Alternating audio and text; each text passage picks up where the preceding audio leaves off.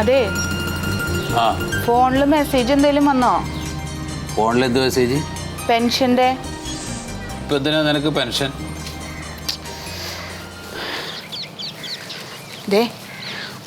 മരുന്നൊക്കെ തീർന്നു. അതിലുണ്ടായിരുന്നല്ലോ കുറച്ചുകൂടെ, എടുത്തോ? ഞാൻ ഇപ്പൊ നോക്കുമ്പോ ഇല്ലേ. അതുമില്ലേ? ആ ഇനി വ്യാരി വരുമ്പോ പറഞ്ഞോ. അവനോട് പറഞ്ഞ അപ്പ ചോദിക്കും പെൻഷൻ കിട്ടിയില്ലേന്ന്. അതിന്ന് ഇസ്കാൻ വേണ്ടിയിട്ടാണേ. അതിന്ന് കിട്ടിയ അതും കൂടി വലിച്ചോണ്ട് പോവാ. എന്ത് ജാതി ആൾക്കാരാ. ഇതിപ്പോ ഈ പെൻഷൻ കിട്ടണതിന് മുമ്പ് മരുന്നെങ്കിലും മേടിച്ചോണ്ട് തന്നോണ്ടിരുന്ന അപ്പൊ അതുമില്ല. എന്ത് ചോദിച്ചാലും അപ്പൊ തിരിച്ചു വയ്ക്കും, പെൻഷൻ കിട്ടിയില്ലേ, പെൻഷൻ കിട്ടിയില്ലേ. അതെ, അത് ഇതിന് വേണ്ടിയിട്ടാണേ, ഈ പൈസ നിസ്കാനേ. അവൻ വരുമ്പോ നിങ്ങളൊന്ന് പറയണം മരുന്ന് മേടിച്ചു തരാൻ. ഞാനോ? വേണമെങ്കിൽ പറഞ്ഞോ.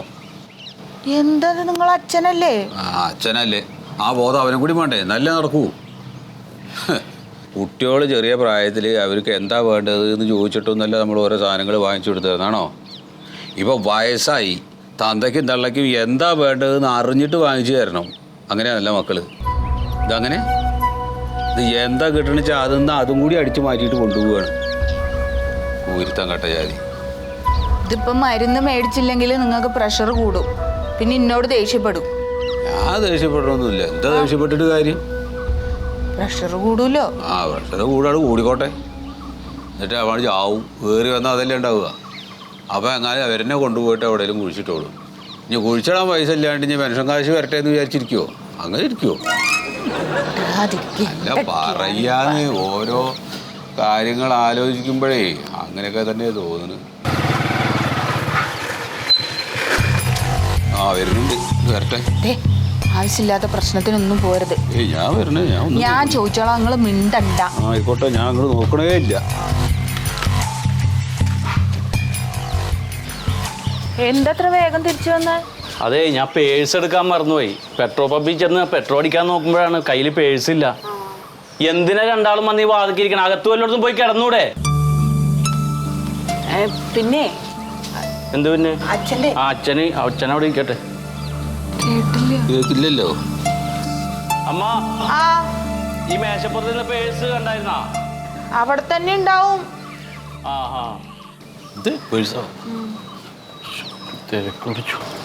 അതെ, അച്ഛന്റെ മരുന്ന് തീർന്നു. ഇതെന്താ രണ്ടെണ്ണം വെച്ചിട്ടാണോ കഴിക്കണത്? തീർന്നു പോയടാ, അത്യാവശ്യമാണ്, ഒന്ന് മേടിക്കടാ.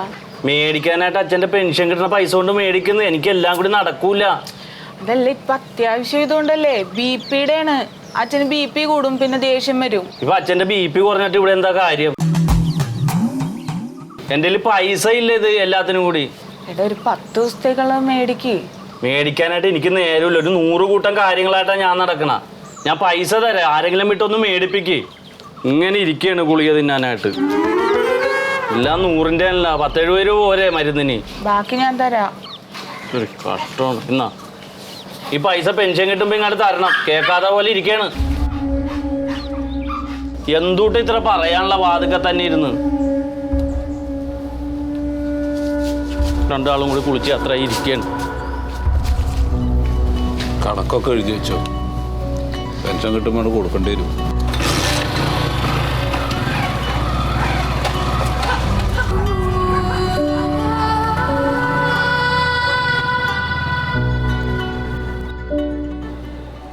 അതെഴുതി. എത്ര നേരായി പഞ്ചസാര 2 കിലോ പോരെ? വീട്ടിലേക്ക് വിളിച്ചിട്ടേ വെളുത്തുള്ളി ഭാര്യനോട് സംസാരിക്കണം. മറ്റേ പച്ചരി വേണോ? സാറേ, ഓ കുറെ നേരായി സാറേ കാത്തിക്കണ്. അപ്പോൾ ഒരു കാര്യം ചെയ്യാം, ഞാനേ ഇത് ലിസ്റ്റ് ചെയ്തപ്പോൾ നോക്കിയിട്ട് ഞാൻ മേടിച്ചോളാം. എന്തെങ്കിലും ഉണ്ടെങ്കിൽ ഞാൻ കടയിൽ നിന്നിട്ട് വിളിച്ചോളാം. ശരി. കാലത്തെ വരുമ്പോൾ ഇതൊന്നും പറഞ്ഞുകൂടാ.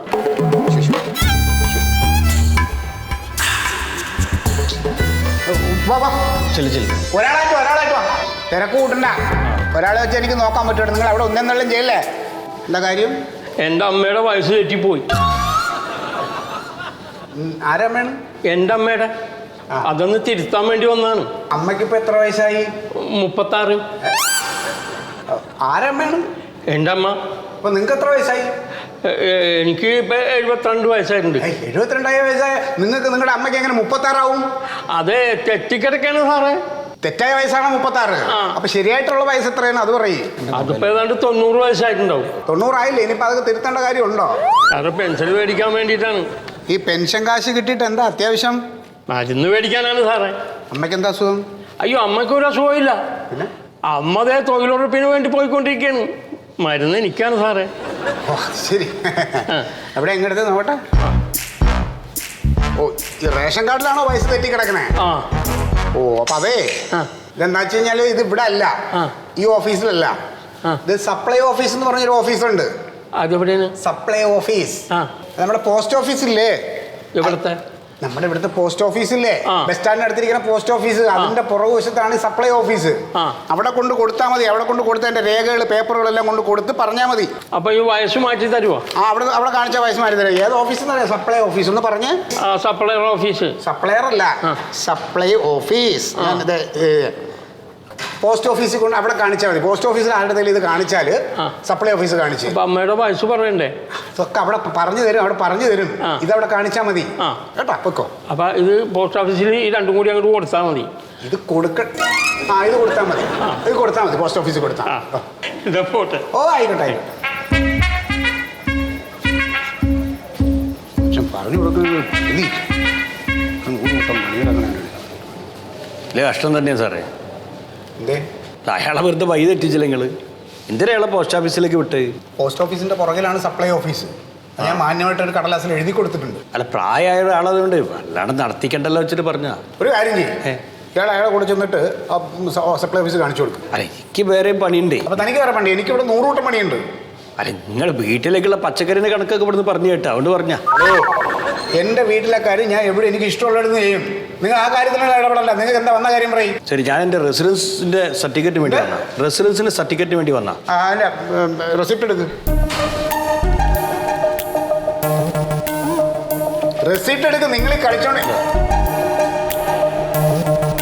ഇതെന്ത് ഭാഷയാണിത്? അത് തല തിരിച്ച് പിടിക്ക്. തല തിരിച്ച് നിങ്ങൾ നേരെ തന്നൂടെ നിങ്ങൾക്ക്? ഇതെന്താ ഇത്? റെസിപ്റ്റാണ്. ഇതൊന്ന് വലുതാക്കിയേ, കണ്ണു പറ്റണില്ല. വിളിച്ചാ നേരെ. എന്തിനാ സർട്ടിഫിക്കറ്റ്? ഇത് റേഷൻ കാർഡിനാ സാറേ. റേഷൻ കാർഡ് ഇല്ലേ? ഇല്ല, വാടക വീട്ടിലാണ് നിൽക്കണേ. ഓ അത് ശരി. നല്ല ചൂടനാന്ന് തോന്നുന്നു. വീട്ടിൽ നിന്ന് പെണ്ണുങ്ങളായിട്ട് കച്ചറുണ്ടാക്കി പോന്ന വയ്ക്കും. ആ ചൂട് കേട്ടോ, അത് നമ്മളെ വില തീർക്കുക.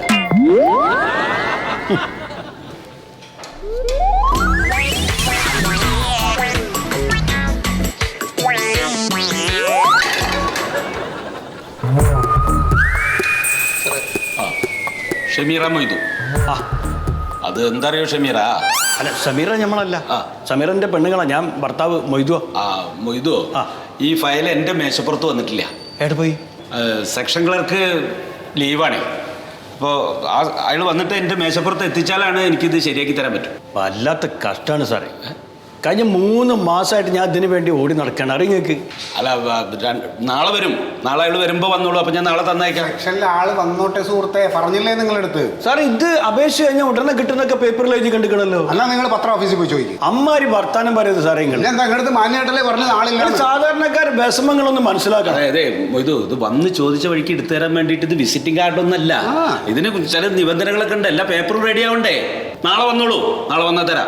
നാളെ ഇപ്പോൾ ഈ സെക്ഷൻകാർക്ക് വരുന്ന വല്ല ഉറപ്പുണ്ട്? ഒരു കാര്യം ചെയ്യും, ഞാൻ സെക്ഷൻ ക്ലർക്കിന്റെ വീട് അഡ്രസ്സ് തരാം. കൊല്ലത്താണ്. നിങ്ങൾ അവിടെ വരെ പോയി ചോദിക്കുക, അയാൾ നാളെ വരുമോ, ഇത് വന്നാൽ ശരിയാവും എന്നൊക്കെ കേട്ടോ. അങ്ങോട്ട് പോലെ വണ്ടിക്കൂലി നിങ്ങൾ വരുമോ? ആവശ്യം നിങ്ങളുടെ അല്ലേ? അല്ലേ? എനിക്ക് നിർബന്ധമില്ല. നിങ്ങൾ തലേ കയറി തീയിടരുത്. അല്ല, കാര്യമായിട്ട് പറയാ. മനുഷ്യന്റെ വിഷമം മനസ്സിലാക്കണം. നിങ്ങൾക്ക് വിഷമം, ഞങ്ങൾക്ക് കൊണ്ട് ഒരുപാട് വിഷമം. അവരവരുടെ വിഷമം മനസ്സിലാക്കുന്നത് അങ്ങനെ പറയല്ലേ. അതെ, നാളെ അയാൾ വരും. നാളെ തരാം കേട്ടോ. നാളെ വരാം. ശരി ശരി. മറിമായം